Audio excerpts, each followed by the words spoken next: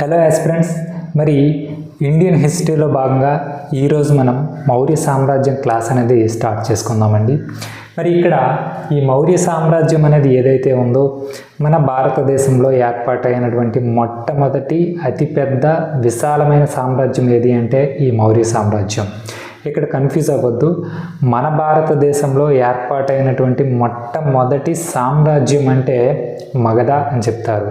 కానీ ఇక్కడ మన భారతదేశంలో ఏర్పాటైనటువంటి మొట్టమొదటి సువిశాలమైన సామ్రాజ్యం ఏది అంటే మౌర్య సామ్రాజ్యం. మరి సువిశాలమైన సామ్రాజ్యం అంటున్నామంటే దీని యొక్క సరిహద్దులు ఎలా ఉన్నాయో చూడండి. అంటే ఇది ఎంత పెద్ద విస్తీర్ణంలో ఉందో చూడండి ఒకసారి.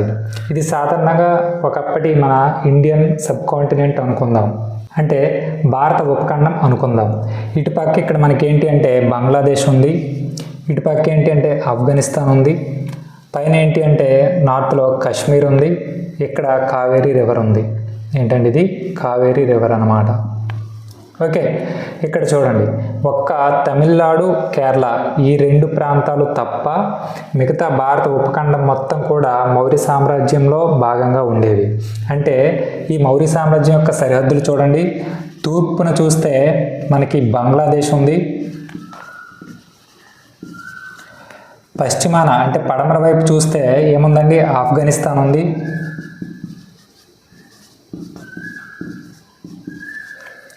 ఇక్కడ ఉత్తరాన మనకి ఏంటుందండి కాశ్మీర్ ఉంది, దక్షిణాన మనకి కావేరీ రివర్ ఉంది. అంటే దీని యొక్క సరిహద్దులు అన్నమాట కావేరీ నది.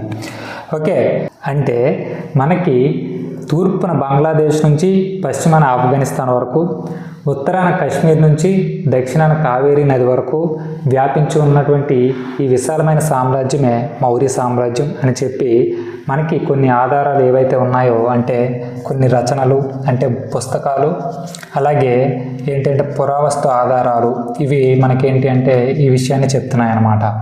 మరి ఇక్కడ ఈ మౌర్య సామ్రాజ్యం ఏదైతే ఉందో సాధారణంగా ఈ మౌర్య అనే పదం అనేది మురా అనే చెప్పే ఒక పదం నుంచి వచ్చిందండి. మౌర్య అనేది మురా అనే ఒక పదం నుంచి రావడం జరిగింది. మరి ఈ మౌర్య సామ్రాజ్యంలో ఉన్నటువంటి ఈ మౌర్య వంశ పాలకులు ఎవరైతే ఉన్నారో వీళ్ళ యొక్క జన్మకు అంటే పుట్టుకకు సంబంధించి కొన్ని సెర్టైనిటీస్ అనేవి లేవు, అంటే ఖచ్చితత్వం అనేవి లేవన్నమాట. అంటే వీళ్ళు రకరకాల వంశాలకు రకరకాల వర్ణాలకు లేదంటే వంశాలకు చెందినవారు అని చెప్పేసి డిఫరెంట్ ప్రెడిక్షన్స్ అనేవి ఉన్నాయి. అవి ఏంటి అంటే చూడండి, బ్రాహ్మణ మత సాహిత్యం అనేది ఏదైతే ఉందో అంటే బ్రాహ్మణ మత వాజ్మయం అని కూడా పిలుస్తారు. ఇదేం చెప్తుందంటే మౌర్యులు అనేవారు క్షత్రియులు కాదు అని చెప్తున్నారండి. క్షత్రియులు కాదంట వీళ్ళు. మరి ఎవరంట వీళ్ళు?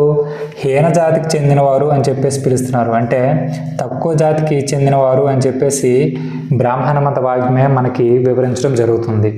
అలాగే కొన్ని ఏంటంటే ఎక్కువ మంది చరిత్రకారులు ఏమంటున్నారంటే ఎక్కువ మంది చరిత్రకారులు వీళ్ళని ఎలా డిఫైన్ చేస్తున్నారంటే వీళ్ళు శూద్ర జాతికి చెందినవారు. అది కూడా ఏంటి మౌర్య ఏంటండి మొరయు అనే ఒక శూద్ర జాతి నుంచి పుట్టుకొచ్చిన వారే ఈ మౌర్యులు అని చెప్పేసి ఎక్కువ మంది చరిత్రకారుల యొక్క అభిప్రాయం అన్నమాట. మరి ఇంకా ఏంటండి ఇక్కడ యాన్ ఎపిటోమ్ అని చెప్పేసి ఒక గ్రీకు పుస్తకం ఉందండి.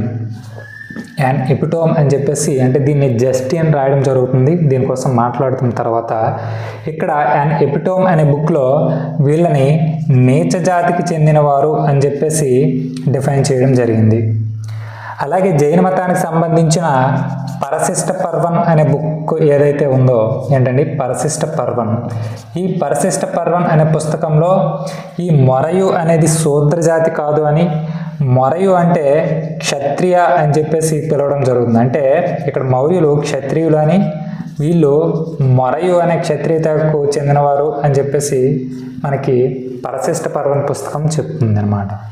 మరి ఇక్కడ ఈ మొరయు అనేది క్షత్రియ తెగ కాబట్టి దీనికి రాజధానిగా అప్పట్లో పిప్పలి వనం అనే ఒక నగరం ఉండేది అని చరిత్రకారులు నమ్మారన్నమాట. పిప్పలి వనం. అది. మరి ఇక్కడ మౌర్య అనేది ఏంటి అంటే ఒక సంస్కృత పదం అన్నమాట. అయితే సంస్కృత పదమైన మౌర్యకి పాలీలో ఏమని పిలుస్తాము అంటే మొరియు అని చెప్పేసి పిలుస్తాం. ఏంటండి మొరియు అని చెప్పేసి పిలుస్తాం అన్నమాట. ఓకే, సంస్కృతంలో మౌర్య అన్న, పాలీ భాషలో మొరియు అన్న రెండింటికి మీనింగ్ అంటే రెండింటికి అర్థం ఏంటి అంటే నెమలులు ఎక్కువగా ఉండే ప్రాంతం అండి.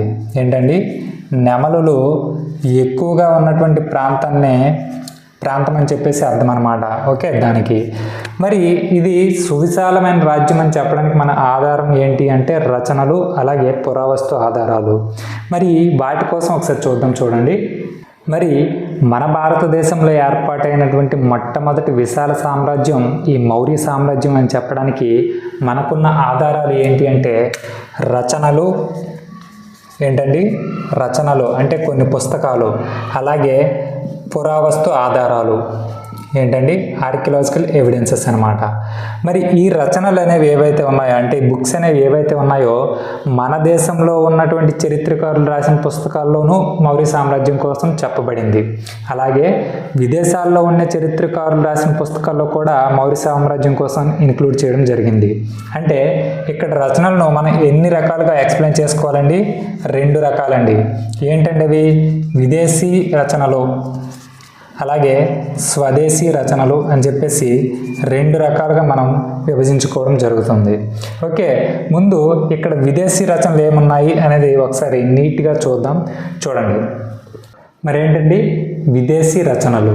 ఈ విదేశీ రచనల్లో మొట్టమొదటిగా మాట్లాడుకోవాల్సిన ముఖ్యమైన పుస్తకం ఏది అంటే ఇండికా. ఇండికా అనగానే ఇప్పుడు అందరికీ కూడా మెగస్తనీస్ ఇండికా అని చెప్పేసి నోట్లోనికి రావడం జరుగుతుంది కదా. ఒకసారి ఈ పుస్తకం చూస్తే ఈ పుస్తకాన్ని రాసింది ఎవరండి? మెగస్తనీస్. ఈ మెగస్తనీస్ ఎవరైతే ఉన్నారో సెల్యూసిడ్ వంశానికి చెందినటువంటి సెల్యూకస్ నికేటర్ యొక్క రాయబారి అతను.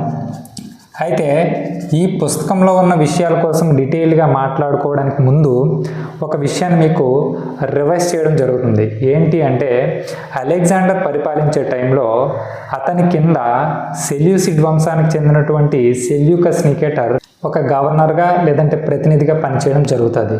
అయితే అలెగ్జాండర్ ఎప్పుడైతే క్రీస్తుపూర్వం 323లో జూన్ 10-11 మధ్యలో చనిపోతాడో, ఆ చనిపోయిన తర్వాత సెల్యూకస్ నికేటర్ గ్రీక్లో స్వతంత్రాన్ని ప్రకటించుకొని అక్కడ ఉండే ఆ ప్రాంతాలకు, ఇక్కడ ఉండే అంటే భారతదేశంలో అలెగ్జాండర్ ఆక్రమించిన ప్రాంతాలకు తన యొక్క ఆధిపత్యాన్ని ప్రకటించుకోవడం జరుగుతుంది.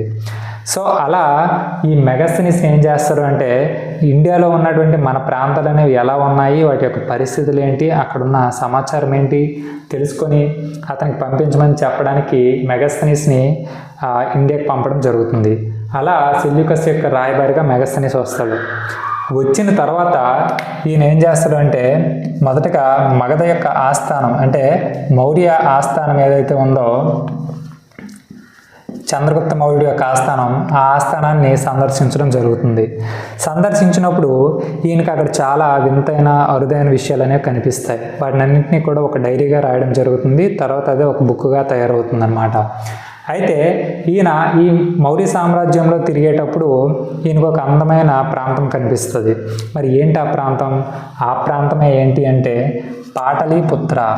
ఈ పాటలీపుత్ర అనేది ఏదైతే ఉందో ఇదే మనకి ఈ మౌర్య సామ్రాజ్యానికి రాజధాని అన్నమాట. చాలా ఇంపార్టెంట్. ఈ పాటలీపుత్రాన్ని ప్రజెంట్ ఏమంటున్నామండి మనం? పాట్నా అని చెప్పేసి పిలుస్తున్నాం. బీహార్లో ఉంది. మరి ఈ పాటలీపుత్ర నగరాన్ని ఎవరండి నిర్మించారు? అజాతశత్రువు. దీన్ని ఒక జలదుర్గమయంగా గంగా, సోన్ నదుల మధ్యలో ఒక చిన్న పోటను ఏర్పాటు చేసి ఒక అందమైన నగరాన్ని నిర్మిస్తాడు. అతని తర్వాత కాలంలో వచ్చినటువంటి ఉదయనుడు ఏం చేస్తాడంటే మగధకు ఈ పాటలీపుత్రం రాజధానిగా చేయడం జరుగుతుంది. Okay, is that clear? Okay, మరి ఇప్పుడు ఈ పాటలీపుత్ర అనే నగరాన్ని ఇండికా అనే పుస్తకంలో మెగస్తనీస్ ఎలా మెన్షన్ చేశాడంటే పాలింబోత్ర అని చెప్పేసి ఈ నగరాన్ని రెఫర్ చేయడం జరిగింది. ఎలా అండి? పాలింబోత్ర. ఈ పాలింబోత్ర అనేది గంగా, సోన్ నదుల మధ్యలో, ఎక్కడండి?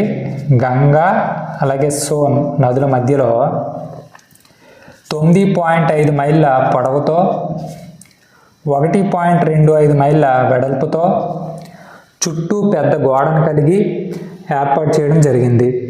దీనికి ఒక 600 అడుగులు చూడండి, ఒక 600 అడుగులతో లోతైన కందకం ఒకటి తవ్వారంట దీని చుట్టూ.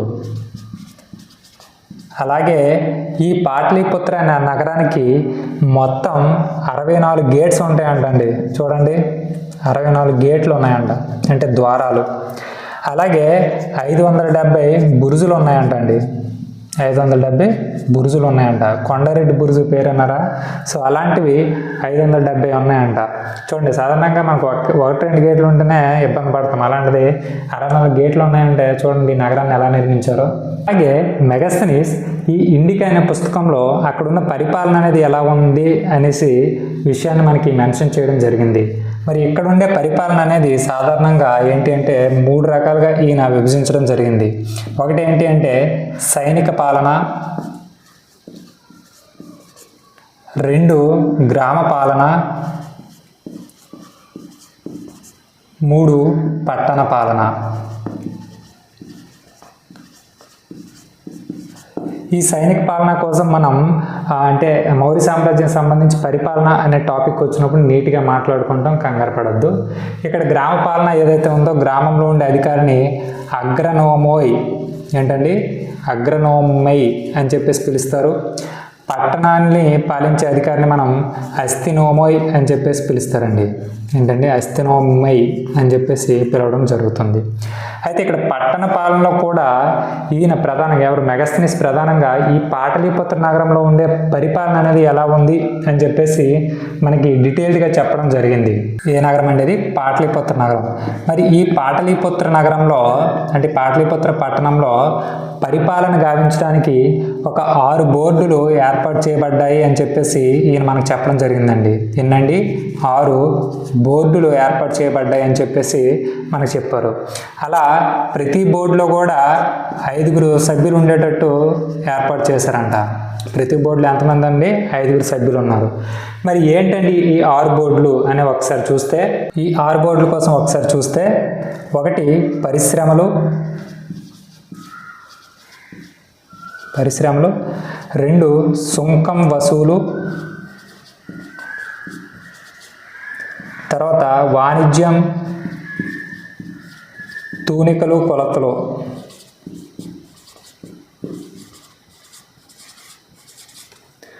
తర్వాత ఏంటండి? తర్వాత జనన మరణ రిజిస్టర్. అలాగే ఇంకోటి ఏంటండి? వస్తు విక్రయాలు.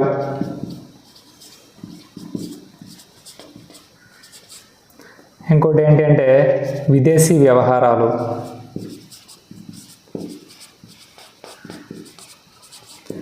సో ఇలా మనకేంటి అంటే ఒక 6 బోర్డులు ఏర్పాటు చేయబడ్డాయి.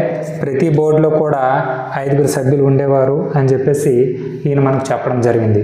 అలాగే ఈ ఇండికా పుస్తకంలో ప్రధానంగా ఎక్స్ప్లెయిన్ చేసిన విషయం ఏంటి అంటే 7 క్యాస్ట్ సిస్టమ్ అని చెప్పేసి పిలుస్తారండి.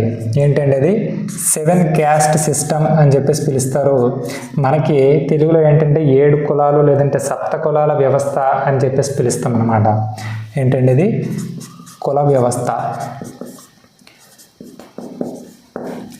ఈ కుల వ్యవస్థలో ఈయన అంటే లైక్ మనకి కాపు లేదంటే వెలమ, కమ్మ ఇలా కాకుండా వాళ్ళు చేసే వృత్తుల ఆధారంగా వాళ్ళని డివైడ్ చేయడం జరిగిందనమాట. మరి ఏంటి ఆ 7 కులాలు అనేవి చూస్తే, 1 సైనికులు, చాలా ఇంపార్టెంట్ అండి, ఇది నీట్గా వినండి. సైనికులు, తర్వాత న్యాయాధీశులు అంటే న్యాయపరులు లేదంటే న్యాయవర్తులు అనుకోవచ్చు. 3 కౌన్సిలర్లు, 4 రైతులు, 5 తాత్వికులు, 6 చేనేత కార్మికులు అన్నమాట. 7 పశుపోషకులు. ఇలా 7 కులాలుగా మనకి విభజించడం అనేది జరిగింది. అలాగే ఇంకా ఈ ఇండికా పుస్తకంలో ఇంట్రెస్టింగ్ ఫ్యాక్ట్స్ ఏం మెన్షన్ చేశారనేది ఒకసారి చూడండి.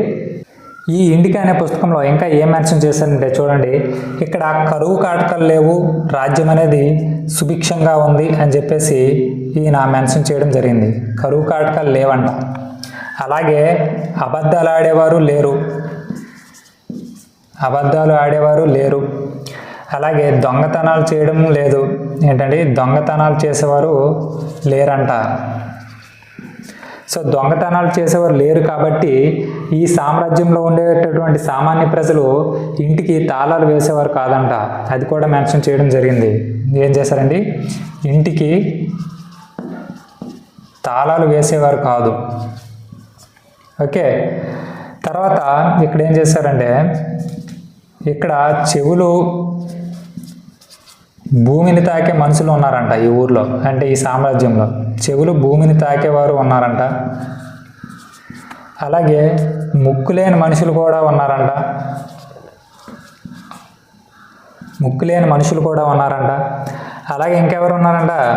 చీమలు ఉన్నాయంట. సార్ ఏంటి సార్ చీమలు ఉన్నాయంటారు? మన ఇంట్లో కూడా ఉన్నాయి కదా చీమలు. అంటే ఈ చీమలంట బంగారు పుట్టలు పెడతాయంటండి. బంగారు పుట్టలు పెట్టే చీమలు కూడా ఉన్నాయంట ఇందులో. అలాగే ఈయన చేసిన కాంట్రవర్సీ తెచ్చినటువంటి స్టేట్మెంట్ ఏంటి అంటే ఇక్కడ సామ్రాజ్యంలో అంటే మౌర్య సామ్రాజ్యంలో బానిస వ్యవస్థ లేదు అని చెప్పేసి ఈయన మెన్షన్ చేశారు.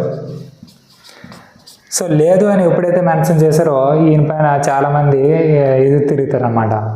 సాధారణంగా అర్థశాస్త్రం రాసిన కౌటిల్యుడి ప్రకారం కానీ లేదంటే యాజ్ఞవల్క స్మృతి ఏంటంటే అది అర్థశాస్త్రం రాసిన ఎవరండి? కౌటిల్యుడు, లేదంటే చాణక్యుడు, లేదంటే విష్ణుగుప్తుడు అనమాట. అలాగే అర్థశాస్త్రం, అలాగే యాజ్ఞవల్క స్మృతి అని చెప్పేసి ఉంటుందండి. ఏంటంటే యాజ్ఞవల్క స్మృతి అని చెప్పేసి పిలుస్తారు. ఈ బుక్ ప్రకారం ఏంటి అంటే మౌర్య సామ్రాజ్యంలో బానిస వ్యవస్థ అనేది ఉంది. ఓకే, అలాగే ఇక్కడ స్ట్రాబో అనే ఒక గ్రీక్ చరిత్రకారుడు ఎవరైతే ఉంటారో స్ట్రాబో, ఈయన కూడా ఏంటి అంటే మౌర్య సామ్రాజ్యంలో బానిస వ్యవస్థ ఉంది, ఈయన బానిస వ్యవస్థ లేదు అని చెప్పేసి స్ట్రాబో ఏమంటాడంటే, అన్నయ్య ఈ మెగస్తనీస్ ఎవరు ఉన్నారో ఇతను నమ్మకండి, ఇది పెద్ద అబద్ధాల కోరు, బానిస వ్యవస్థ ఉంటే ఇది లేదని చెప్పారు అన్నారు అని చెప్పి ఈయన ఆర్గ్యూ చేయడం జరుగుతుంది అనమాట. అయితే మెగస్తనీస్ కూడా తెలుసు ఉంది అని. మరి ఉంది అన్నప్పుడు మరి లేదని ఎందుకు రాశారు సార్ అంటే చూడండి, ఈయన గ్రీక్ దేశం నుంచి వచ్చారు కదా. సో అక్కడ ఏంటి అంటే బానిస వ్యవస్థ అనేది చాలా అధిక మొత్తంలో ఉంటుంది. అంటే అక్కడ ఎలా ఉంటుంది అంటే గ్రీక్ దేశంలో బానిస వ్యవస్థ అనేది ఒక ఉప్పు నీటితో నిండి ఉన్నటువంటి పెద్ద సముద్రంలో ఉంటుంది. మరి మన ఇండియాలో ఈ మౌర్య సామ్రాజ్యంలో బానిస వ్యవస్థ అనేది ఒక గ్లాసులో ఉన్న మంచినీరు లాంటిది అనమాట. అందుకని చెప్పేసి ఈయన ఏంటంటే అక్కడితో కంపేర్ చేసుకుంటే ఇక్కడ బానిసత్వం అనేది చాలా నెగ్లిజిబుల్. అందుకని చెప్పేసి ఈయన లేదు అని చెప్పేసి రాయడం జరుగుతుంది, అంతేగాని ఇంకేమీ కాదు. ఓకే, అది మరి ఇంకా ఏం చెప్పాడండి ఈయన అందులో? ఇంకా ప్రధానంగా ఏం చెప్పారంటే యుద్ధం, రైతులు, సైనికులు అనే ఒక రిలేషన్ చెప్పడం జరిగిందండి. ఏం చెప్పారండి అతను? చూడండి, యుద్ధం,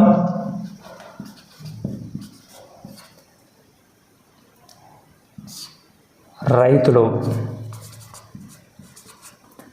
ఇక్కడ సైనికులు, వీళ్ళ మధ్య రిలేషన్ ఎలా ఉండేది అనేది చెప్పడం జరిగింది. ఏంటంటే సాధారణంగా యుద్ధం జరిగేటప్పుడు ఆ యుద్ధ భూమికి పక్కన ఏమైనా పంట పొలాలు ఉంటే ఆ పంట పొలాలకు సైనికులు హాని కలిగించేవారు కాదు, అంటే డ్యామేజ్ చేసేవారు కాదు. అలాగే అక్కడ ఎవరైనా రైతులున్నా కూడా వాళ్ళకి ఇబ్బంది పెట్టేవారు కాదనమాట. అయితే ఈ రైతులు కూడా ఏంటి అంటే పక్కన యుద్ధం జరిగితే కానివ్వండి అని చెప్పేసి అలా అనేవారు, కానీ వీళ్ళు ఆ యుద్ధాన్ని పట్టించుకునేవారు కాదు. వీళ్ళు మట్టుగా వీళ్ళు వ్యవసాయం చేసుకునేవారు, పక్కన యుద్ధం అనేది అలాగే అవుతూ ఉండేదన్నమాట. సో ఈ విషయాన్ని కూడా ఈయన బుక్లో మెన్షన్ చేయడం అనేది జరిగింది.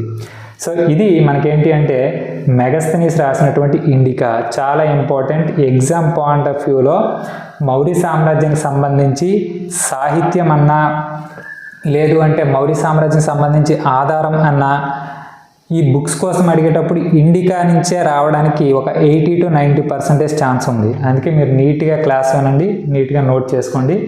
నోట్ చేసుకోకపోయినా పర్లేదు, నేను PDF అనేది ఇస్తాను.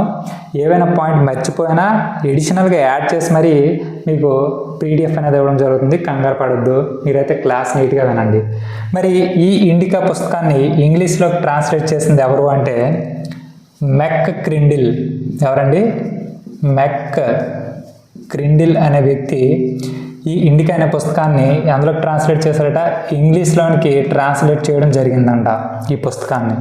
ఓకే, అది మనకి ఏంటి అంటే ఇండికాకి సంబంధించి. మరి సెకండ్ బుక్ ఏంటి అండి, ఇక్కడ స్ట్రాబో అనే వ్యక్తి ఎవరైతే ఉన్నారో ఈయన రాసినటువంటి జియోగ్రఫీ అనే బుక్ కోసం ఇప్పుడు మాట్లాడుకుందాం. ఇప్పుడు ఏం బుక్ అండి ఇది, జియోగ్రఫీ. ఓకే, ఈ బుక్ని రాసింది ఎవరండి, స్ట్రాబో అనే ఒక గ్రీక్ చరిత్రకారుడు అనమాట. ఎవరండి, స్ట్రాబో అనే ఒక గ్రీక్ హిస్టోరియన్ దీన్ని రాయడం జరిగింది. ఈ జియోగ్రఫీ అనే పుస్తకంలో స్ట్రాబో మెన్షన్ చేసినటువంటి ఇంపార్టెంట్ ఇన్ఫర్మేషన్ ఏంటి అంటే, మన చంద్రగుప్త మౌర్య ఎవరైతే ఉన్నారో ఈయన మీకు మాట్లాడితే చంద్రగుప్త మౌర్య అనే అంటే అంత పెద్ద పేరు రాసుకోకుండా సింపుల్గా సిజిఎం అని చెప్పేసి పిలుచుకుందామండి. ఏంటండి ఇది, సిజిఎం అంటే చంద్రగుప్త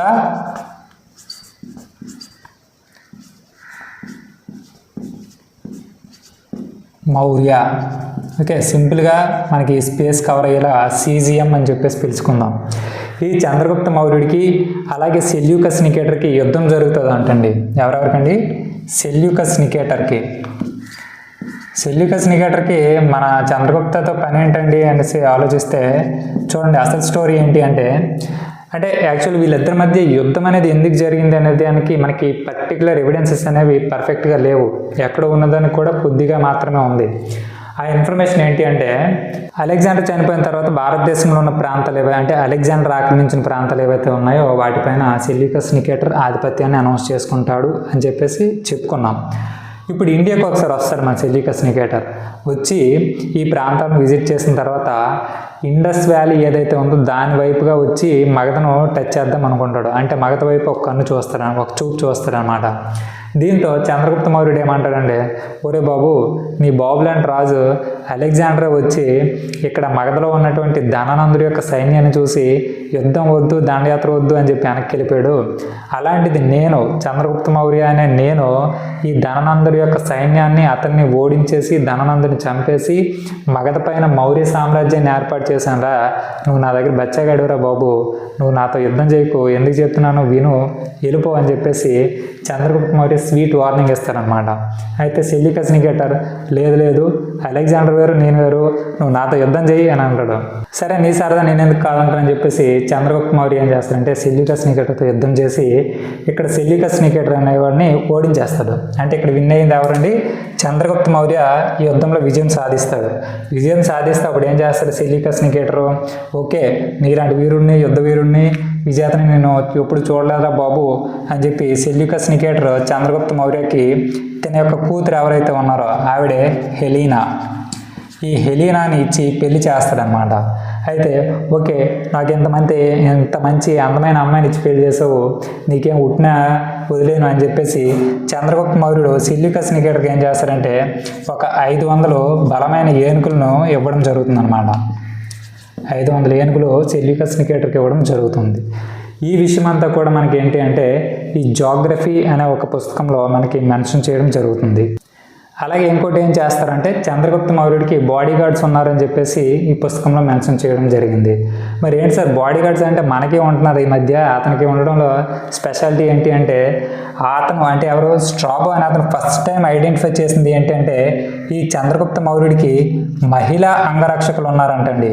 ఎవరండి, మహిళా అంగరక్షకులు అంటే విమెన్ బాడీ గార్డ్స్ అని చెప్పేసి పిలుస్తామన్నమాట.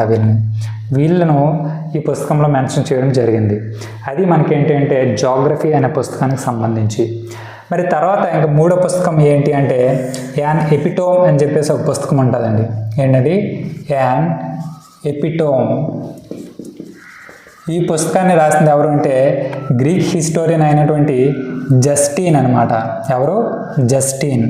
మరి ఈ పుస్తకంలో ఏమని మెన్షన్ చేశారు అంటే ఈ చంద్రగుప్త మౌర్యుడు లేదంటే మౌర్య వంశం ఏదైతే ఉందో ఇది క్షత్రియులు కాదు, నీచ జాతి లేదంటే హీన జాతికి చెందినవారు అని చెప్పేసి ఏంటండి ఇది నీచ జాతికి చెందినవారు అని చెప్పేసి ఇందులో మెన్షన్ చేయడం జరిగింది. సాధారణంగా గ్రీకులు ఎవరైతే ఉన్నారో చంద్రగుప్త మౌర్యుని ముద్దుగా శాండ్రకోటస్ అని పిలుస్తారు. అంటే మనం మౌర్య సామ్రాజ్య వంశపాలకులు అనే ఒక టాపిక్లో వీళ్ళ గురించి మాట్లాడుకుంటాం. చంద్రగుప్త మౌర్యుడు, అశోకుడు, బిందుసారుడు, ఈ సంప్రతి వీళ్ళ కోసం మాట్లాడుకుంటాం. అప్పుడు మీకు ఆ శాండ్రకోటస్ అనే టైటిల్ కోసం చెప్పడం జరుగుతుంది. కాకపోతే ఇక్కడ ఆ సిచ్యువేషన్ వచ్చింది కాబట్టి చెప్తున్నాను. అయితే ఇక్కడ నీచ జాతికి చెందినవారు ఎవరు, మౌర్యులు నీచ జాతికి చెందినవారు అని చెప్పేసి ఈ పుస్తకంలో మనకి మెన్షన్ చేయడం అనేది జరిగిందనమాట. ఇది యాన్ ఎపిటోమ్ అనే పుస్తకంలో. ఓకే, మరి నెక్స్ట్ ఇంకొక పుస్తకం ఏంటండి? నెక్స్ట్ ఇంకో బుక్ చూస్తే ప్లూటార్క్ లేదంటే ప్యారలల్ లైవ్స్. దీన్నే మనము ప్లూటార్క్ లైవ్స్ అని కూడా పిలుస్తామండి. ప్లూటార్క్ లైవ్స్ అని చెప్పేసి పిలుస్తారు. అంటే ఏం లేవండి, ఈ ప్లూటార్క్ అనేవారు ఎవరైతే ఉన్నారో ఈ పుస్తకాన్ని రాసింది ఇతనే. ఎవరు? ప్లూటార్క్. ప్యారలల్ లైవ్స్ అనే పుస్తకాన్ని రాసింది ఎవరండి? ప్లూటార్క్. అయితే ఈయన 48 మంది సమకాలీన రాజులు లేదా రాజవంశాలు ఏవైతే ఉన్నాయో వాటి కోసం ఈ పుస్తకంలో మెన్షన్ చేయడం జరిగింది. ఏంటండి? 48 మంది వ్యక్తుల కోసం, అంటే సమకాలీన వ్యక్తుల కోసం ఈ పుస్తకంలో మెన్షన్ చేయడం జరిగింది. మరి అలా మెన్షన్ చేసే ఇక్కడ చంద్రగుప్త మౌర్యుడికి అలెగ్జాండర్ సమకాలికుడిగా ఉన్నాడని, మరి మన చంద్రగుప్త మౌర్యుడు అంటే సీజిఎం ఎవరైతే ఉన్నారో ఈయన అలెగ్జాండర్ని ఒకసారి కలుసుకున్నాడని చెప్పేసి ఈ పుస్తకంలో మెన్షన్ చేయబడి ఉంది. అలాగే ఈ మౌర్య సామ్రాజ్యానికి సంబంధించి సైనిక బలం అనేది ఎలా ఉందో, అంటే సైనిక శక్తి ఎలా ఉంది అనేది కూడా మనకి ఈ పుస్తకంలో మెన్షన్ చేశారంట. మౌర్య సామ్రాజ్యం సంబంధించిన సైనిక శక్తి అనేది ఎలా ఉంది అనేది కూడా ఈ ప్లూటార్క్ మనకి ఎక్స్ప్లెయిన్ చేయడం జరిగింది. మరి విదేశీ రచనల్లో, అందులోనూ గ్రీక్ రచనల్లో ఒక ఇంపార్టెంట్ బుక్ ఇంకోటి ఏది అంటే నేచురల్ హిస్టరీ. ఈ నేచురల్ హిస్టరీ ఎవరు రాశారండి? ఇది ఆల్రెడీ మీకు ముందు క్లాసుల్లో మీకు చెప్పడం జరిగింది. ఈ పుస్తకాన్ని రాసింది ఎవరు అంటే గ్రీక్ చరిత్రకారుడైనటువంటి ప్లినీ. యాక్చువల్గా ఈ ప్లూటార్క్ అనే ఆయన మౌర్య సామ్రాజ్యానికి సంబంధించి సైనిక శక్తి కోసం ఎప్పుడైతే మెన్షన్ చేశాడో ఆ సైన్యం అనేది ఎంత ఉంది, ఎలా ఉంది అని చెప్పేసి ఈ ప్లినీ అనే ఆయన ఈ నేచురల్ హిస్టరీ అనే పుస్తకంలో మెన్షన్ చేయడం జరిగింది. మరి ఆ సైన్యం ఎంత ఉందండి? సాధారణంగా ఇక్కడ కాల్బలం అనేది ఏదైతే ఉందో, అంటే కత్తులు పట్టుకుని నిలబడేవారు ఎంతమంది ఉన్నారు అంటే 6 లక్షల మంది ఉన్నారంటండి. చూడండి ఎంత ఎక్కువ సైన్యమో. తర్వాత అశ్వబలం అనేది ఏదైతే ఉందో ఈ అశ్వబలం అనేది మనకి 30,000 ఉన్నారంటండి. అంటే 30,000 గుర్రాలు ఉన్నాయంట. తర్వాత గజబలం అంటే ఏనుగులు ఎన్ని ఉన్నాయండి? 9,000 ఉన్నాయంటండి. అలాగే రథబలం అంటే రథాన్ని నడిపే వాళ్ళు ఎంతమంది ఉన్నారండి? ఇక్కడ మనకి 8,000 ఉన్నారంటండి. సో ఇలా ఇంత పెద్ద సైన్యాన్ని కలిగి మౌర్య సామ్రాజ్యం అనేది శక్తివంతంగా ఉంటుంది అని చెప్పేసి ఈ ప్లినీ అని ఆయన మనకు చెప్పడం జరిగింది. ఓకే, ఒకసారి చూడండి, వీళ్ళ కోసం మాట్లాడినప్పుడు ఒక పాయింట్ స్ట్రైక్ అయింది. మనకి ఇండికా అనే పుస్తకం ఏదైతే ఉందో, అంటే మెగస్తనీస్ రాసిన ఇండికా అనే పుస్తకంలో ఆయన సైన్యం అనేది ఏదైతే ఉందో ఈ సైన్యం అనేది మనకి సాధారణంగా 6 రకాలుగా విభజించబడింది అని చెప్పేసి ఆయన ఆ పుస్తకంలో మెన్షన్ చేస్తాడు. అంటే మనం అక్కడ ఏం చెప్పుకున్నాం? పాలనలో భాగంగా సైనిక పాలన, గ్రామ పాలన, పట్టణ పాలనగా విభజించడం జరిగింది అని చెప్పుకున్నాం. సైనిక పాలన కోసం ఏమని చెప్పుకున్నాం? మౌర్య సామ్రాజ్యానికి సంబంధించి పరిపాలన అనే పరిపాలన అనే టాపిక్లో మనం సైనిక పాలన కోసం చెప్తాం అనుకున్నాం. కాకపోతే ఇక్కడ ఇవి వచ్చే కాబట్టి గుర్తొచ్చి చెప్తున్నా. చూడండి, ఈ సైన్యం అనేది ఏదైతే ఉందో 6 రకాలుగా ఉంటుందంట. అందులో కాల్బలం ఒకటి, అశ్వబలం ఒకటి, గజబలం ఒకటి, రథబలం ఒకటి. ఈ 4తో పాటు ఇంకా ఎడిషనల్గా ఉన్న 2 ఏంటి అంటే, ఒకటి రవాణా అంటే ట్రాన్స్పోర్టింగ్ సైనికులు కొంతమంది ఉంటారంట. అలాగే నావికా బలం అంట, అంటే నేవల్ ఫోర్స్ కూడా ఉంది అంట. ఇలా 6 రకాలుగా ఉండేది అని చెప్పేసి మనకి మెగస్తనీస్ యొక్క ఇండికా పుస్తకంలో మెన్షన్ చేయబడి ఉందండి. ఓకే, ఇది మనకేంటి అంటే గ్రీక్ లాంగ్వేజ్లో రాసినటువంటి ఇంపార్టెంట్ బుక్స్, మౌర్య సామ్రాజ్యం సంబంధించినటువంటి ఇన్ఫర్మేషన్ కలిగి ఉన్నటువంటి బుక్స్ అన్నమాట. మరి తర్వాత ఏంటి అంటే శ్రీలంక దేశానికి చెందినటువంటి కొన్ని గ్రంథాలు ఉన్నాయి చూడండి. అంటే శ్రీలంకలో కూడా అంటే శ్రీలంక దేశానికి చెందిన బుక్స్లో కూడా ఈ మౌర్య సామ్రాజ్యానికి సంబంధించిన విషయాలను మనకి మెన్షన్ చేయడం జరిగింది. మరి ఆ బుక్స్ ఏంటో ఒకసారి చూడండి. శ్రీలంక రచనలు. ఈ శ్రీలంక రచనలు అనగానే మనకు ఫస్ట్ గుర్తు రావాల్సిన బుక్ ఏంటి అంటే మహావంశ. ఈ మహావంశ అనేది ఏదైతే ఉందో ఈ మహావంశలో అశోకుడు గురించి క్లియర్గా మెన్షన్ చేయబడి ఉంటుందండి. మహావంశ అనేది శ్రీలంకకు చెందిన బౌద్ధ మత గ్రంథం. ఓకే, అది గుర్తుంచుకోండి. ఈ మహావంశ అనేది ఏదైతే ఉందో అశోకుడికి 100 మంది సోదరులు అంటండి. అశోకుడికి ఎంతమంది సోదరులు అండి? అశోకుడికి 100 మంది సోదరులు ఉన్నారంట. అయితే ఈయన సింహాసనం కోసం చేసే పోరులో ఈ 100 మందిలో కూడా 99 మందిని ఏం చేస్తారంటే చంపేస్తాడంట. ఒకే ఒక్క వ్యక్తిని వదిలేయడం జరుగుతుంది. మరి ఆ ఒక్క వ్యక్తి ఎవరండి? మీకు తెలుసు, ఆల్రెడీ చెప్పాను. ఏంటి? మొగలిపుత్త తిష్య అని చెప్పేసి ఒక ఆయన ఉంటారు. ఈయన్నే తర్వాత కాలంలో అశోకుడు 250 BCలో పాటలీపుత్రలో 3వ బౌద్ధ సంగీతి జరిగినప్పుడు ఈయన్ని అధ్యక్షుడిగా పెట్టడం జరుగుతుంది అని చెప్పేసి మాట్లాడుకున్నాం. ఈయన రాసిన అంటే ఆ 3వ సంగీతిలో మొగలిపుత్త తిష్య రాసిన ఇంపార్టెంట్ బుక్ ఏదండి? త్రిపీఠికాల్లో ఒకటైనటువంటి అభిధమ్మ పీఠిక. మీరు అలా ఎప్పుడైనా సరే ప్రజెంట్ క్లాస్లో ప్రీవియస్కి సంబంధించి ఏదైనా పదం కానీ పేరు కానీ గుర్తొచ్చినప్పుడు మీకు రివైజ్ అనేది ఆటోమేటిక్గా అలా జరిగిపోవాలి. ఓకే, అయితే ఈ విషయం అంటే ఇలా అశోకుడు తన 99 మంది సోదరులు చంపేశారు, ఒక వ్యక్తిని వదిలేశారని చెప్పేసి ఈ స్టోరీ అనేది మహావంశంలో మెన్షన్ చేయబడి ఉంది. అలాగే ఈ మహావంశ అనేది అశోకుడిని ఎలా డిఫైన్ చేసిందంట? చండాశోకుడిగా డిఫైన్ చేసిందంట. ఏంటండి? చండాశోకుడిగా డిఫైన్ చేయడం జరిగింది. కానీ 261 BC తర్వాత, ఎప్పుడండి? 261 BC తర్వాత, అంటే 261 BCలో జరిగిన ఇంపార్టెంట్ ఇన్సిడెంట్ ఏంటండి? కళింగ వార్. ఏంటండి ఇది? కళింగ యుద్ధం. సో 261 BCలో కళింగ యుద్ధం జరిగిన తర్వాత అశోకుడు పశ్చాత్తాపం చెంది దీనంగా కూర్చునే పరిస్థితుల్లో ఈయన దగ్గరికి 8 సంవత్సరాల వయసు ఉన్నటువంటి ఒక బౌద్ధ సన్యాసి, అంటే ఒక పిల్లవాడు వస్తారన్నమాట, బౌద్ధ సన్యాసి. ఆ పిల్లవాడు ఎవరండి? నిగ్రోధ. ఎవరండి? నిగ్రోధ, లేదంటే ఉపగుప్త అని కూడా పిలుస్తారు కొన్ని సోర్సెస్లో. ఈయన ఏం చేస్తారంటే అశోకుడికి బౌద్ధ మతాన్ని ఉపదేశించడం జరుగుతుంది. ఆ బౌద్ధ మతాన్ని తీసుకున్న తర్వాత ఈ అశోకుడిని మహావంశం అనేది ఎలా డిఫైన్ చేసింది అంటే ధర్మాశోక అని చెప్పేసి డిఫైన్ చేసిందండి. ఎలా అండి? ధర్మాశోక అని చెప్పేసి డిఫైన్ చేయడం జరిగిందనమాట. సో ఇది మనకేంటి అంటే మహావంశ మనకు చెప్పినటువంటి స్టోరీ. మరి ఇంకా రెండోది ఏంటి అంటే వంశ తపకాశిని అని చెప్పేసి ఇంకో బుక్ ఉంటుందండి శ్రీలంకకు సంబంధించి, వంశ తపకాశిని. మరి ఈ వంశ తపకాశిని ఏంటండి? ఇది సాధారణంగా ఆల్రెడీ మీకు మాట్లాడాను. అంటే బౌద్ధ మత సాహిత్యం చెప్పుకునేటప్పుడు మహావంశ, దీపవంశ, మహావంశ, వంశ తపకాశిని, కులవంశ ఇలాంటివన్నీ చెప్పాను. దీపవంశకి ఎక్స్టెన్షన్గా రాసింది, అంటే కంటిన్యూషన్గా రాసింది మహావంశ అని.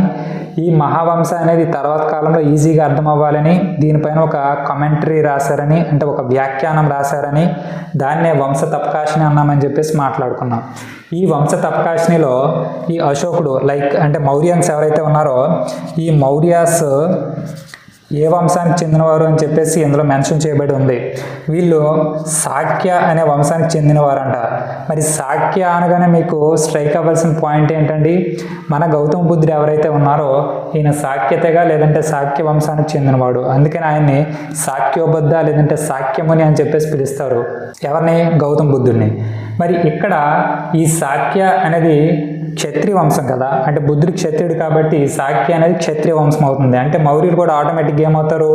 క్షత్రియులుగా పిలువబడ్డారు అనమాట. ఎందులో? ఈ వంశ తపకాశిని అనే పుస్తకంలో.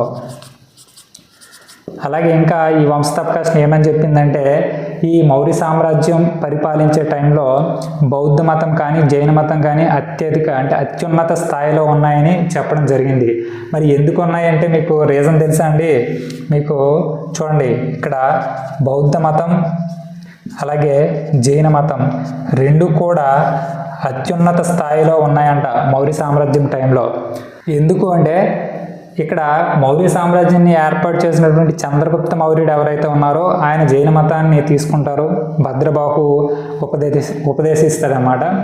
అలాగే అశోకుడు ఎవరైతే ఉన్నారో అంటే మౌర్య సామ్రాజ్యంలో గొప్ప రాజుగా పేరు పొందినటువంటి అశోకుడు ఎవరైతే ఉన్నారో ఈయన బౌద్ధ మతాన్ని అంటే ఇవిడు నిగ్రోధ లేదంటే ఉపగుప్తుడి దగ్గర బౌద్ధ మతాన్ని స్వీకరించి ఆయన బౌద్ధ మతాన్ని పాపులర్ చేయడంలో చాలా కీ రోల్ ప్లే చేయడం జరుగుతుంది. ఎంత రోల్ ప్లే చేస్తాడంటే అంటే మామూలుగా చెప్పుకుంటే బుద్ధుడు కూడా ఆ రేంజ్లో స్ప్రెడ్ చేయలేడేమో, అలా చేస్తాడనమాట ఎవరు మన అశోకుడు. అయితే అశోకుడు ఏం చేశాడంటే ఈ మహావంశంలోనే ఇంకోటి ఏం చెప్పారంటే అశోకుడు అంట బౌద్ధ మతాన్ని స్వీకరించిన తర్వాత ఎవరండి మహేంద్ర అలాగే సంఘమిత్ర అని చెప్పేసి కూతురు వీళ్ళిద్దరిని కూడా శ్రీలంక పంపిస్తారంట ఈ బౌద్ధ మతాన్ని స్ప్రెడ్ చేయమని. అయితే వీళ్ళిద్దరూ శ్రీలంకకి వెళ్ళి ఎటువంటి బౌద్ధ మతాన్ని స్ప్రెడ్ చేస్తారండి, హీనయాన బౌద్ధ మత శాఖను అంటే హీనయాన బౌద్ధాన్ని వీళ్ళు ప్రమోట్ చేయడం జరుగుతుందన్నమాట. ఓకే, అది ఏంటి అంటే 2 గ్రంథాలకు సంబంధించి. మరి నెక్స్ట్ ఇంకొక విదేశీ రచన ఏది అంటే టిబెట్ గ్రంథాలండి. ఏంటంటే అవి టిబెట్ గ్రంథాలు. ఒకసారి చూడండి, ఇవండి టిబెట్ గ్రంథాలు అన్నమాట. అంటే టిబెట్ దేశానికి చెందిన కొన్ని గ్రంథాల్లో కూడా ఈ మౌర్య సామ్రాజ్యానికి సంబంధించిన ఇన్ఫర్మేషన్ మెన్షన్ చేయడం జరిగింది. మరి ఇక్కడ ఏంటంటే ఆ బుక్స్ టిబెట్కి సంబంధించి ద హిస్టరీ ఆఫ్ టిబెట్ అని చెప్పేసి ఒక పుస్తకం ఉంటుందండి. ఏంటండి ద హిస్టరీ ఆఫ్ టిబెట్ అంట దీన్ని అలా పిలుస్తారు అంటే ఈ పుస్తకాన్ని. మరి ఈ పుస్తకాన్ని రాసింది ఎవరండి, తారానాథ్ అని చెప్పేసి ఒక వ్యక్తి రాయడం జరుగుతుంది. ఈయన రాసిన ఇంకొక ఇంపార్టెంట్ పుస్తకం ఏది అంటే the history of Buddhism in India. అంటే ఇండియాలో బౌద్ధ మతం అనేది ఎలా ఉంది అని చెప్పేసి ఈయన ఒక ఇంపార్టెంట్ బుక్ రాయడం జరుగుతుంది. ఈ బుక్ రాయడానికి ఈ తారానాథ్ అనే వ్యక్తి 17వ శతాబ్దంలో ఎప్పుడండి 17వ శతాబ్దంలో భారతదేశంలో బౌద్ధ మతం ఆచరణలో ఉన్నటువంటి అన్ని ప్రాంతాల్లో కూడా తిరిగి ఈ పుస్తకాన్ని రాయడం జరుగుతుంది. ఎవరు, తారానాథ్. ఈ పుస్తకంలో మన అశోకుడే మెయిన్ హీరో అనమాట. అంటే ఏంటంటే బుద్ధిజంని ఎక్కువ మొత్తంలో ప్రమోట్ చేసింది ఎవరు అంటే మన అశోకుడే. అలాంటి ఈ అశోకుడు ఎవరైతే ఉన్నారో అశోకుడు హీరోగా చెప్తూ ఈయన తనకున్నటువంటి సోదరులో ఒక 6 సోదరుల్ని చంపేయడం జరుగుతుంది అని చెప్పేసి ఈ బుక్లో మెన్షన్ చేయడం జరిగింది. అది ఏంటి అంటే ఒక బుక్. మరి తర్వాత టిబెట్కి సంబంధించి ఇంకొక ఇంపార్టెంట్ బుక్ ఏంటంటే దివ్యవదన. ఈ దివ్యవదన అనే పుస్తకం ఏదైతే ఉందో టిబెట్కి సంబంధించి బౌద్ధ మత గ్రంథం అన్నమాట. ఈ పుస్తకంలో కూడా ఈ అశోకుడు ఎవరైతే ఉన్నారో అశోకుడు తనకున్న 100 మంది సోదరుల్లో 99 మంది సోదరుల్ని చంపేసి ఒకే ఒక సోదరుని విడిచిపెడతాడు. ఆయన మొగలపొత్త తిష్య అని చెప్పేసి ఈ పుస్తకంలో మెన్షన్ చేయడం జరిగింది. అలాగే అశోకుడు ఎవరైతే ఉన్నారో ఈయన సింహాసనాన్ని అధిష్ఠించే నేపథ్యంలో ఈయనకి ఒక ప్రధాని ఎవరైతే ఉన్నారో ఆయన ఎవరు, రాధాగుప్తుడు. ఈ రాధాగుప్తుడి యొక్క సహకారం అంటే సహాయం తీసుకొని ఈ 99 మంది సోదరులని అడ్డు తొలగించుకొని ఈయన అశోకుడు మౌర్య సింహాసనాన్ని అధిష్ఠించడం జరిగింది అని చెప్పి మనకి ఈ దివ్యవదన అని చెప్పేసి పుస్తకంలో మెన్షన్ చేయడం జరిగిందనమాట. ఇవి ఏంటి అంటే విదేశీ రచనలకు సంబంధించినటువంటి ఇంపార్టెంట్ పుస్తకాలు. మరి ఇప్పుడు స్వదేశీ రచనలు అనేవి ఎలా ఉన్నాయి అనేది ఒకసారి చూడండి. మరి నెక్స్ట్ ఏంటండి ఈ స్వదేశీ రచనలు. అయితే ఇక్కడ స్వదేశీ రచనలు అనేవి 2 రకాలుగా ఉంటాయండి. ఎలా ఉంటాయండి, స్వదేశీ రచనలు అనేవి సాధారణంగా లౌకికపరమైన రచనలు ఉంటాయి, 2 ఏంటంటే మతపరమైన రచనలు ఉంటాయి. అంటే ఇంకేం కాదండి, సాధారణంగా మతంతో సంబంధం లేకుండా కొన్ని పుస్తకాలు అనేవి రాయడం జరుగుతుంది. అందులో ఈ మౌర్య సామ్రాజ్యానికి సంబంధించిన ఇన్ఫర్మేషన్ అనేది ఉంటుంది. మతపరమైన సాహిత్యం అంటే పుస్తకాలు ఏవైతే ఉంటాయో లైక్ బౌద్ధ మతానికి సంబంధించిన పుస్తకాలు అవ్వచ్చు, లేదంటే బ్రాహ్మణ మతానికి సంబంధించి, లేదంటే జైన మతానికి సంబంధించి ఇలా పుస్తకాలు ఏవైతే ఉన్నాయో వాటిలో కూడా మౌర్య సామ్రాజ్యాన్ని మెన్షన్ చేయడం జరిగింది. అందుకని చెప్పేసి మనం వీటిని 2 రకాలుగా డివైడ్ చేయడం జరుగుతుంది. మరి ఇక్కడ లౌకికపరమైన రచనల కోసం ముందు మాట్లాడుకుంటే ఇందులో మనం ఫస్ట్ అండ్ ఫార్మోస్ట్ ఎక్స్ప్లెయిన్ చేసుకోవాల్సిన విషయం ఏంటి అంటే పుస్తకం ఏంటి అంటే అర్థశాస్త్రం అండి. ఈ అర్థశాస్త్రం పుస్తకాన్ని ఎవరండి రాశారు, కౌటిల్యుడు. ఎవరండి, కౌటిల్య. లేదంటే ఈయన్ని మనము చాణక్య అని చెప్పేసి పిలుస్తాం, లేదంటే ఈయన్ని మనము విష్ణుగుప్త అని చెప్పేసి కూడా పిలుస్తామండి. ఏంటండి? విష్ణుగుప్త. చూడండి, మనకి మౌర్య సామ్రాజ్యం ఏర్పడడానికి ఈ చంద్రగుప్త మౌర్యుడు ఎంత కృషి చేశాడో ఆయన్ని బిల్డ్ చేయడానికి కీ రోల్ ప్లే చేసిన వ్యక్తి ఎవరంటే ఈ చాణక్యుడు అనమాట. సో ఒకసారి ఈయన రాసిన ఇంపార్టెంట్ పుస్తకం అర్థశాస్త్రం ఏదైతే ఉందో ఒకసారి డీటెయిల్గా చూద్దాం. అయితే ఇక్కడ ఈ కౌటిల్యుడు లేదంటే చాణక్యుడు లేదంటే విష్ణుగుప్తుడు ఎవరైతే ఉన్నారో ఈయన్ని మనం ఎలా పిలుస్తామంటే ఇండియన్ మాకియావెల్లి అని చెప్పేసి పిలుస్తామండి. ఎలా పిలుస్తామండి? ఇండియన్ మాకియావెల్లి అని చెప్పేసి పిలుస్తాం. అదేంటి సార్, మన విష్ణుగుప్తుడికి చాణక్యుడికి ఎందుకు ఈ పేరు వచ్చింది అంటే, ఇక్కడ ఈ మాకియావెల్లి అనేవారు ఎవరైతే ఉన్నారో సాధారణంగా నికోలస్ మాకియావెల్లి అని చెప్పేసి ఇటలీలో ఒక చరిత్రకారుడు ఉంటారండి. ఎవరండి? నికోలస్ మాకియావెల్లి అని చెప్పేసి ఇటలీ దేశానికి చెందినటువంటి ఒక చరిత్రకారుడు ఉంటాడనమాట. ఈయన ఒక ఇంపార్టెంట్ బుక్ రాయడం జరుగుతుంది.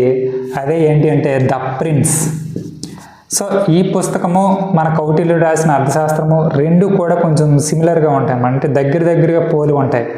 అందుకని చెప్పేసి మన చాణక్యుడిని ఇండియన్ మాకియావెల్లిగా ట్రీట్ చేయడం జరుగుతుంది. మరి ఈ చరిత్రకారుల ప్రకారం చాణక్యుడు అనేవారు ఎవరి దగ్గర ప్రధానమంత్రిగా ఉన్నాడండి? మన చంద్రగుప్త మౌర్యుడు ఎవరైతే ఉన్నారో ఆయన దగ్గర ప్రధానిగా ఉండడం జరిగింది అని చెప్పేసి చెప్తున్నారు. మరి ఇక్కడ మనకి ఈ అర్థశాస్త్రం అనేది ఏదైతే ఉందో ఈ అర్థశాస్త్రంలో ప్రధానంగా మెన్షన్ చేసిన విషయాలు ఏంటి అంటే రాజకీయపరమైనవి అలాగే ఆర్థికపరమైన విషయాలను మెన్షన్ చేయడం జరిగిందనమాట అందులో ఈ అర్థశాస్త్రం అనే పుస్తకంలో. ఇంకా షాకింగ్ ఫ్యాక్ట్ ఏంటో తెలుసా? ఈ అర్థశాస్త్రం అనే పుస్తకంలో ఎక్కడ కూడా ఈ మౌర్య అనే పదం అనేది యూజ్ చేయలేదంట. చూడండి, యాక్చువల్ మౌర్య సామ్రాజ్యం యొక్క పరిపాలన ఎలా ఉంది అనేది మనకి నీట్గా తెలిసేది ఏది అంటే ఈ అర్థశాస్త్రం పుస్తకంలో. కానీ ఇలాంటి ఈ పుస్తకంలోనే మౌర్య అని చెప్పేసి ఎక్కడ కూడా మెన్షన్ చేయలేదు. ఓకే, అది గుర్తుంచుకోవాలి. అయితే ఇలాంటి ఈ అర్థశాస్త్రం అనేది సాధారణంగా మైసూర్ ప్రాంతంలో ఒక ఓల్డెస్ట్ లైబ్రరీలో ఉండిపోయిందంట. మైసూర్లో ఒక ప్రాచీన కాలానికి చెందినటువంటి గ్రంథాలయం ఏదైతే ఉంటుందో ఈ గ్రంథాలయంలో ఈ పుస్తకం మరుగున పడి ఉందంట. అయితే అలాంటి టైంలో ఎప్పుడు 1905లో డాక్టర్ శ్యామశాస్త్రి అని చెప్పేసి ఒక వ్యక్తి వస్తారు. నాలాటోడు ఈయన కూడా మరుగున పడిన పుస్తకాలన్నీ తీసి అందులో ఉన్న ఇన్ఫర్మేషన్ తీసి జనాలకు ఇవ్వాలని ట్రై చేస్తారనమాట. సో అందుకే మనలాగా అన్నాము, ఎవరికైనా ఫీల్ అయితే సారీ. అయితే 1905లో డాక్టర్ శ్యామశాస్త్రి ఈ మైసూరు ప్రాచీన గ్రంథాలయంలో ఉన్న ఈ పుస్తకాన్ని బయటికి తీస్తాడు. తీసి చాలా నీట్గా చదువుతాడు. ఒక 4 years పాటు నీట్గా చదివి 1909లో ఏం చేస్తారంటే దీన్ని అందరికీ అర్థమయ్యేలా ఇంగ్లీష్ ట్రాన్స్లేషన్ చేస్తారండి. దీనికి ఏంటి అర్థశాస్త్రం పుస్తకానికి ఇంగ్లీష్ వెర్షన్లో రాయడం జరుగుతుంది. ఎవరు? డాక్టర్ శ్యామశాస్త్రి. ఓకే, 1909లో. ఇలాంటి ఈ అర్థశాస్త్రం పైన ఒక కమెంటరీ కూడా రాయడం జరుగుతుంది. అదే ఏంటి అంటే ప్రతిపాద సంచిక అని చెప్పేసి పిలుస్తామండి. ఏంటండి? ఈ అర్థశాస్త్రం పైన రాసినటువంటి వ్యాఖ్యానం అనేది ఏదైతే ఉందో వ్యాఖ్యానం, ఈ వ్యాఖ్యానాన్ని ఎవరు రాశారండి? భట్టస్వామి అని చెప్పేసి ఒక ఆయన రాస్తారండి. ఎవరండి? భట్టస్వామి. ఈ భట్టస్వామి రాసిన వ్యాఖ్యానం పేరేంటండి? ప్రతిపాద సంచిక. ప్రతిపాద సంచిక. ఓకే, దండనీతి కోసం ఇందులో అంటే ఈ పుస్తకంలో అంటే ఈయన రాసిన వ్యాఖ్యానంలో ఎక్కువగా మెన్షన్ చేసింది ఏంటి అంటే దండనీతి అనేది ఎలా ఉంటుంది అని చెప్పేసి ఈయన మెన్షన్ చేయడం జరుగుతుందన్నమాట. మరి అయిపోయిందా అంటే అస్సలు లేదు, ఇంకా చాలా ఉంది. అంటే ఈ అర్థశాస్త్రం కోసమే ఉందన్నమాట. ఇంకా చూడండి, ఈ అర్థశాస్త్రం ఏదైతే ఉందో దీన్ని మనకి 15 వాల్యూమ్స్గా డివైడ్ చేయడం జరిగిందంట. ఎలా అండి? 15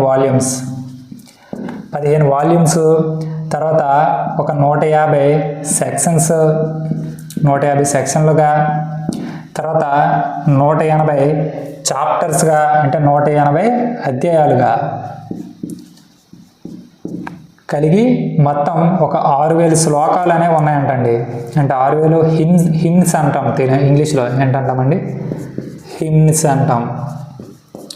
ఓకే, 6000 శ్లోకాలు అనేవి ఈ అర్థశాస్త్ర పుస్తకంలో ఉన్నాయంట. ఇలాంటి ఈ అర్థశాస్త్రాన్ని 3 భాగాలుగా విభజించడం జరుగుతుందండి. ఈ అర్థశాస్త్రాన్ని ఎన్ని భాగాలండి? 3 భాగాలుగా విభజించడం జరుగుతుంది. మరి ఈ 3 భాగాలు ఏంటండి? ఈ 3 భాగాల్లో కూడా ఒక భాగంలో రాజు అలాగే తన యొక్క మంత్రి మండలి కోసం మెన్షన్ చేయడం ఉంటుంది. అలాగే రెండో భాగంలో ఏమని మెన్షన్ చేస్తారంటే ఈ పౌర అలాగే క్రిమినల్ న్యాయ వ్యవస్థలు ఏవైతే ఉంటాయో వాటి కోసం మెన్షన్ చేయడం జరుగుతుంది. మరి మూడో భాగంలో ఏం చేస్తారంటే విదేశీ విధానం అంటే విదేశాంగ విధానం అంటాం. విదేశాంగ విధానం అలాగే యుద్ధం వీటి కోసం మెన్షన్ చేయబడి ఉంటుంది అన్నమాట. మరి ఈ 3 భాగాలు ఏవైతే ఉన్నాయో వాటిని మనం 15 వాల్యూమ్స్గా డివైడ్ చేయడం జరుగుతుంది. ఆ 15 వాల్యూమ్స్ ఏంటి, ఏ వాల్యూమ్లో ఏ విషయం ఉంది అనేది ఇక్కడ రాస్తాం చూడండి. మరి ఇవి ఏంటి అంటే మనకి అర్థశాస్త్రం అనేది ఏదైతే ఉందో దాన్ని 3 భాగాలుగా విభజించారు. ఆ 3 భాగాలని తర్వాత 15 వాల్యూమ్స్గా డివైడ్ చేయడం జరిగింది. మరి ఈ 15 వాల్యూమ్స్లో కూడా ఒక్కొక్క వాల్యూమ్లో ఏ ఏ విషయాలు ఉన్నాయనేది మనకి నీట్గా రాయడం జరిగింది. అయితే ఏంటి ఇలాగ రాసేసారు వదిలేసారు మాకేం చెప్పరా అంటే తొందరపడద్దు, కంగారు పడద్దు. ఇవన్నీ కూడా మనం పరిపాలన అంటే మౌర్య సామ్రాజ్యానికి సంబంధించి పరిపాలన అనే టాపిక్ చెప్పుకునేటప్పుడు ఇందులో ఉండే ప్రతి ఒక్క విషయాన్ని కూడా మీకు అక్కడ డీటెయిల్గా చెప్పడం జరుగుతుంది. ఇక్కడ నార్మల్గా చూడండి, రాజు అలాగే రాజు కింద ఉండే మంత్రిమండలి ఎలాంటి రోల్ ప్లే చేసింది. అలాగే వీళ్ళకి పరిపాలనలో భాగంగా 32 శాఖలు అనేవి ఉండేవి. ఇది కౌటిల్యుడి యొక్క అర్థశాస్త్రంలో మెన్షన్ చేయబడి ఉంది. ఏంటంటే 32 శాఖలు, అది గుర్తుంచుకోవాలి, ఇంకా ఎడిషనల్గా ఎక్కువేమి ఉండవు. అలాగే వాటి యొక్క అధ్యక్షులు లైక్ ఇప్పుడు కొలతలు చూడాలంటే పోత్వా అధ్యక్ష అని, లేదంటే రాజ్యానికి సంబంధించిన వ్యవసాయ భూములు ఏవైతే ఉన్నాయో వాటిని సీత అధ్యక్ష అని, ఇలాంటి రకరకాల 32 మంది అధ్యక్షులు ఉంటారు, వాళ్ళ కోసం కూడా మాట్లాడుకుంటాం. అలాగే సివిల్ కోర్టులు ఏంటి, క్రిమినల్ కోర్టులు ఏంటి, అలాగే వివిధ రకాల అధికారులకు ఇచ్చే జీతభత్యాలు ఏంటి. సాధారణంగా ఎక్కువ జీతం అనేది సైన్యాధిపతికి ఇవ్వడం జరుగుతుందండి. ఓకే, తర్వాత ఇక్కడ సప్తాంగములు అనేవి ఉంటాయి. తర్వాత రాజ్య విదేశాంగ విధానం ఎలా ఉండేది అంటే విదేశీ రాజ్యాలతో ఎలాంటి సంబంధాలు ఉండేవి. తర్వాత విపత్తు నిర్వహణ, సడన్గా ఏదైనా మనకి మౌర్య సామ్రాజ్యంలో ప్రకృతి విపత్తులు వస్తే వాటిని ఎలా మేనేజ్ చేయాలి. తర్వాత యుద్ధ తంత్రాలు అంటే యుద్ధం చేసేటప్పుడు ఎలాంటి స్ట్రాటజీస్ని ఫాలో అవ్వాలి, ఆ స్ట్రాటజీస్కి మనం ఎలాంటి స్కిల్స్ నేర్చుకోవాలి, ఎలాంటి విద్యలు నేర్చుకోవాలి. తర్వాత 11 దాంట్లో యుద్ధం సమయంలో ఎలాంటి వ్యూహాలు మనం పాటించాలి. తర్వాత బలమైన రాజుతో యుద్ధం చేస్తే ఎలాంటి వ్యూహాలు పాటించాలి. తర్వాత ఆక్రమించిన రాజ్యాలను ఏ విధంగా పాలన చేయాలి. అలాగే రహస్య అంటే గూఢచార వ్యవస్థ కోసం సంబంధించి ఎలా ఉండాలి. తర్వాత శాస్త్రీయ గ్రంథాలు అంటే లిటరేచర్ అనేది ఎలా ఇంప్రూవ్ చేయాలి. ఇలాంటి 15 వాల్యూమ్స్ కూడా మనకు అర్థశాస్త్రంలో మెన్షన్ చేయబడి ఉందన్నమాట. వీటి కోసం అంటే ఒక్కొక్కటి పరిపాలనలో బాగా నీట్గా మాట్లాడుకుంటాం, సో కంగారు పడద్దు. మరి ఇప్పుడు నెక్స్ట్ ఇంకొక బుక్ ఏంటి అంటే స్వదేశీ రచనలో లౌకికపరమైన సంబంధించి ఇంకొక ఇంపార్టెంట్ పుస్తకం ఏది అంటే ముద్ర రాక్షసం అని చెప్పేసి ఒక బుక్ ఉంటుందండి. ఏంటంటే అది ముద్ర రాక్షసం. ఈ ముద్ర రాక్షసం పుస్తకాన్ని రాసింది ఎవరండి? ఈ ముద్ర రాక్షసం అనే పుస్తకం రాసింది ఎవరు అంటే విశాఖ దత్తుడు. ఎవరండి? విశాఖ దత్త. ఈయన సంస్కృతంలో ఈ పుస్తకాన్ని రాయడం జరిగింది. చూడండి, మళ్ళీ అర్థశాస్త్రాన్ని కౌటిల్యుడు కూడా సంస్కృతంలోనే రాయడం జరిగింది, అది గుర్తుంచుకోవాలి. విశాఖ దత్తుడు సంస్కృతంలోనే రాయడం జరుగుతుంది. అయితే ఈ పుస్తకంలో మనకి విశాఖ దత్తుడు మెన్షన్ చేసిన స్టోరీ ఏంటి అంటే మన చంద్రగుప్త మౌర్యుడు ఎవరైతే ఉన్నారో ఈయన ఈ ధననందుడు ఎవరైతే ఉన్నారో, ధననందుడు అంటే ఎవరండి? రివైజ్ చేసుకోండి ఒకసారి స్పీడ్గా. ధననందుడు అంటే మగధను పాలించినటువంటి అంటే క్రీస్తుపూర్వం 6వ శతాబ్దం నుంచి క్రీస్తుపూర్వం 3వ శతాబ్దం వరకు మగధను పాలించినటువంటి 4 వంశాల్లో కూడా చివరి వంశం ఏదైతే ఉందో నంద వంశం, ఆ నంద వంశంలో చివరి రాజు అయినటువంటి ధననందుడిని మన చంద్రగుప్త మౌర్యుడు చాణక్యుడి యొక్క సహాయంతో ఈయన ఓడించేసి వధించేసి మగధ పైన మౌర్య సామ్రాజ్యాన్ని ఏర్పాటు చేయడం జరుగుతుంది. అయితే ఇలా చంద్రగుప్త మౌర్యుడు ధననందుడిని ఓడించాడు అని చెప్పేసి విషయం అనేది ముద్రరాక్షంలో మెన్షన్ చేయబడుతుంది. అలాగే చంద్రగుప్త మౌర్యుడు ఏ విధంగా సింహాసనాన్ని అధిష్ఠించాడు అనే ఒక ప్రాసెస్ని కూడా ఈ బుక్లో మెన్షన్ చేయడం జరుగుతుంది. మరి ఇదే బుక్లో ఈ మౌర్యులు ఎవరైతే ఉన్నారో వీళ్ళు హీన జాతికి అంటే కులహీన అని, తర్వాత విశల అని, అలాగే పియదస్సి అని ఇలా మెన్షన్ చేశారనమాట. అంటే వీళ్ళు తక్కువ జాతికి చెందినవారు అని చెప్పేసి ఈ పుస్తకంలో మెన్షన్ చేయబడి ఉంది. అది మనకి ఏంటంటే ముద్ర రాక్షసం. మరి తర్వాత ఇంకోటి ఏంటి అంటే అర్థశాస్త్రం ఒకటి, ఇది 2. తర్వాత 3వ పుస్తకం ఏంటి అంటే చూడండి, హర్ష చరిత్ర. ఏంటండి ఇది? హర్ష చరిత్ర లేదంటే హర్ష చరిత్ర. ఈ పుస్తకాన్ని రాసింది ఎవరండి? బాణుడు. ఎవరండి? బాణుడు రాయడం జరుగుతుంది. మరి ఈ బాణుడు ఎవరండి? పుష్యభూతి వంశానికి చెందినటువంటి గొప్ప రాజుగా ప్రసిద్ధి చెందిన హర్షవర్ధనుడు ఎవరైతే ఉన్నారో అతని ఆస్థానంలో ఉన్నవాడు ఎవరంటే ఈ బాణుడు. బాణుడు రాసిన ఇంపార్టెంట్ బుక్స్ ఏంటండి? హర్ష చరిత్ర. దీంతో పాటు బాణుడు రాసిన ఇంకా ఇతర బుక్స్ ఏంటండి? కాదంబరి, పార్వతీ పరిణయం,